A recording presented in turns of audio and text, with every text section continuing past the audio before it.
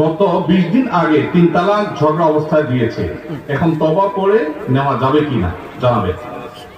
তালাক হলে মসজিদে হারামের শেখ সুদাইস সহ অন্য যত ইমাম সাহেবরা আছেন ওনারা সবাই যদি এনে ওনাদেরকে আনানো হয়, ওনারা আসার পর যদি জামাই বউকে তওবা পড়ায় দেয়, তারপরও সে বিয়ে টিকবে না।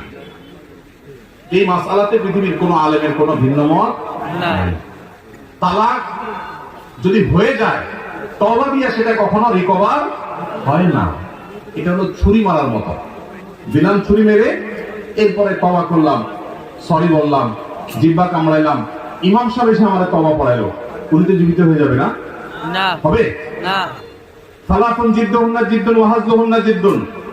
আমার অনেক দিনের একটা শখ, তালাক নিয়ে একটা ওয়াজ করব, 2 ঘন্টার একটা ওয়াজ করব, কারণ এই দেশে ঘরে ঘরে চুল থেকে নুন খসলে তালাক দিয়ে দেয়।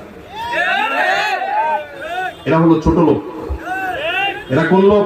ছোট লোক। কথায় কথায় যারা স্ত্রীকে তালাকের কথা বলে, এই পুরুষগুলো হলো ছোট লোক। মহিলাদের খুশি হওয়ার কারণ নেই। কথায় কথা যে মহিলা বলে আর করবো না, তোমার সংসার বাবা বাড়ি চলে যাবো, এরাও ছোট লোক।